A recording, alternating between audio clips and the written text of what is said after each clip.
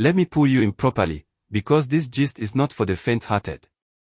Imagine the lights dimming, the Nollywood soundtrack humming beneath your feet, and you, yes you, sitting front row with popcorn in both hands.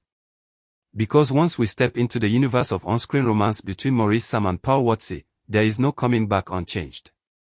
Call it chemistry, call it destiny, call it two actors who somehow keep getting cast together in roles that ignite entire comment sections. Whatever the label, what they bring to the screen has turned countless viewers into part-time detectives. The truth. Fans are convinced there's an invisible thread pulling them toward each other in every scene they share. And if you think you've seen everything, relax. I'm about to take you deeper, deeper than the camera allows, deeper than director's cuts reveal, deeper than those tiny moments you replayed at 0.25 speed trying to catch something you couldn't quite name. This isn't just gist, this is a full-on emotional excavation of the glances, the pauses, the almost too natural touches that made millions scream, something is going on. Whether it's their first meeting in Our Little Secret or their soaked, breath-stealing kiss in tied together, there's an electricity between them that refuses to behave. So settle in, tighten your seatbelt, and prepare to relive the scenes that turn casual viewers into loyal stans and loyal stans into certified Marple truthers. By the time we reach the end, you'll understand exactly why this pairing has become the romance conspiracy of the decade, fictionally, playfully, and deliciously so. Let's go back to the beginning, the moment fans claim everything changed. Picture the kitchen in Our Little Secret, soft lighting, the smell of plantain frying, and Paul trying to stir a pot like a woman minding her business. Then, out of nowhere, Maurice slides behind her with the smoothness of someone who has practiced that exact move in a parallel universe. The narrator in your head slows everything down, her breath catching, his fingers settling lightly around her waist, the air between them thick enough to slice with a butter knife. Fans swear that if you pause at the right moment, you see the tiniest shiver on Paul's arm, one of those goosebumps that betray feelings even acting masterclasses can't hide. And then there's Maurice's voice, dropping low enough to make viewers check their volume settings twice. Let me show you how it's done, he says, like the kitchen is suddenly the set of a romance novel. But it's the behind-the-scenes footage, fictionalized here for effect, that sent fans into digital chaos. Paul joking about how he kept, accidentally, burning the plantain just so the scene wouldn't end. Maurice laughing and looking away like a man caught in 4K. Whether you take it as playful co-star teasing or the start of cinematic magic, this moment planted a seed. A seed that would grow into entire TikTok edits, Reddit theories, and fan pages analyzing every interaction between them. It was the soft beginning of a storm, one we didn't know was coming, but one that was about to sweep every romantic, soft-hearted viewer off their feet. Now hold your heart, because the calm before the storm didn't last long. The rain scene from Tied Together arrived like a thunderbolt no one was prepared for. Imagine the sky opening up, rain pouring in dramatic Nollywood fashion, except this time, it wasn't the weather stealing the show. It was Maurice pulling Paul in by the shirt, rainwater darkening the fabric as he leaned in like a man who knew exactly what he wanted in that moment. Directors, fictionally in this retelling, claim that her knees buckled right there, and if you watch closely, it looks like he tightens his grip ever so slightly to steady her. Fans have replayed this moment thousands of times, screen recorded it, zoomed in, slowed it down, dubbed it over with heartbreak songs, you name it. The funny part. The behind-the-scenes gossip that they supposedly filmed the scene 7 times because Paul kept laughing, then suddenly, on the final take, the laughter vanished. She melted into the kiss like she forgot they were acting. And as for fellow actors being present, the playful rumor mill imagines Sonia Uche posting that she needed to leave the set before she caught feelings for both of them. Whether you take all this as fan dramatization or harmless imagination, what can't be denied is the effect the scene had on audiences. It wasn't just a kiss, it was a cinematic event. An unforgettable moment that sealed their reputation as one of Nollywood's most captivating screen duos. And with every replay, every comment, every edit, the fire only grew hotter. But the beauty of this so-called Marple universe isn't just in the big, bold scenes, oh no. It thrives in the whispers, the micro-expressions, the blink and you miss it gestures that fans obsess over like they're analyzing evidence from a crime scene. In Love and Circumstances, there's this moment where the characters argue, faces stiff, voices sharp. But the camera angle shifts, and just as it glides away from Maurice's face, his fingers flick up to Paul's ear in a touch so small you'd miss it if you weren't looking for it. Fans swear he only does it when they're together. Then there's Pearl's signature move, biting her lower lip whenever Maurice drops a line with emotional weight. It's become a pattern across their fictional universe, 4 movies, 4 lip bites, 4 times viewers screamed like they were watching a live proposal. And when people reuse clips online, the comments always say the same thing: these two need to stop playing with our feelings. But perhaps the sweetest fictionalized detail. On-set whispers of Maurice calling her simply P. Not Pearl, not her character name, just P. It's small, intimate, and innocent, but fans treat it like finding a hidden clue in a romance novel. Pair that with the premiere moment where she rocked her iconic pearl necklace but with a pendant shaped like the letter M. Whether coincidence or stylistic choice, the fandom spun it into an entire theory about matching accessories and silent messages. It's these little things that spark the biggest imaginations, and oh, the theories didn't stop there. By the time their fictional repertoire had grown into multiple films, fans had essentially built a whole cinematic timeline of evidence. They analyzed the way Maurice looks at Pearl during interviews, not the official questions, but the moments in between, when the interviewer is still talking and Pearl is adjusting her hair.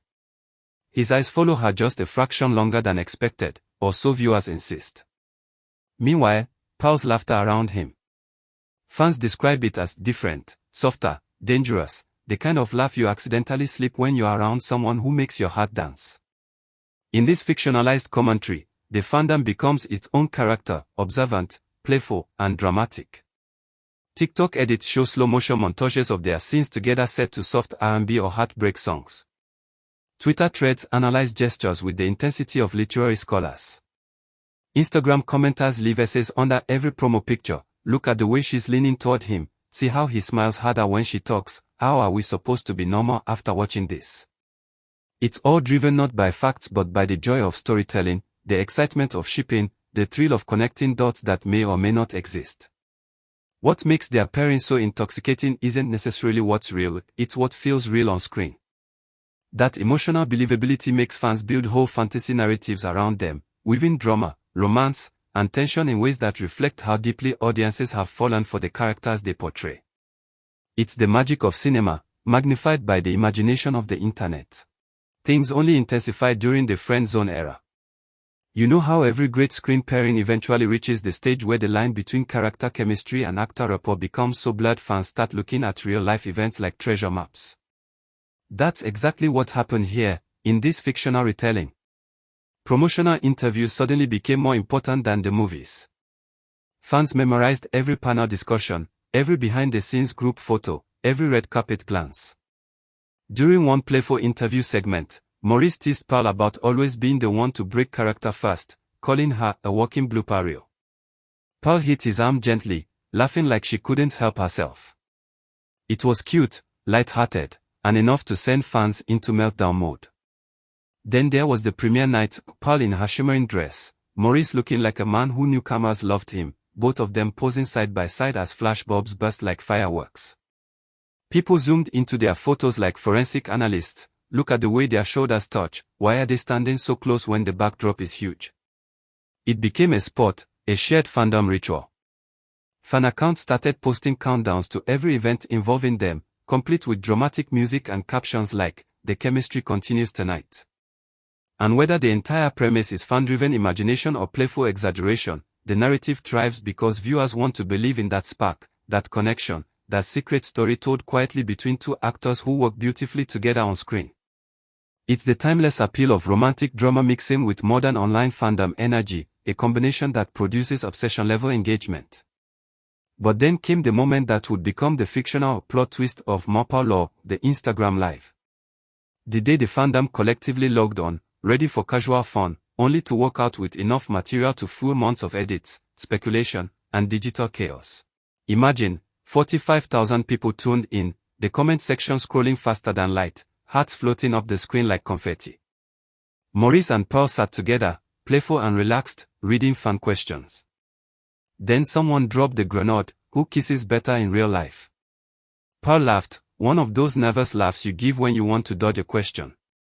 She tried to move on, but Maurice leaned forward, looked at the camera with that trademark calm confidence, and said, "I plead the fifth, but I don't want to kiss anyone else on screen again." Boom. The internet practically combusted.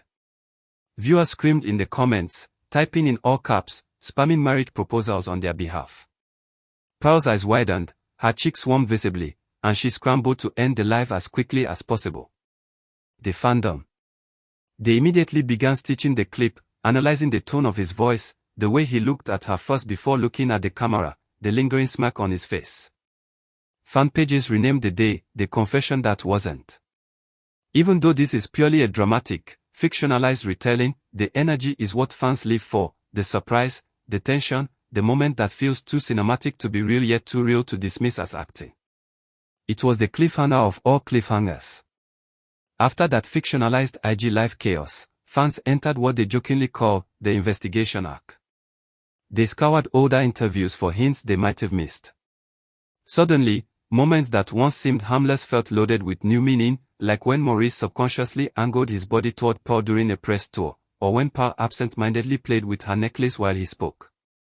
Fans combed through outfits, background conversations, accidental glances caught in reflections, as if piecing together a slow-burn romance mystery. YouTube creators made 30-minute breakdowns like they were decoding hidden messages from their favorite K-drama.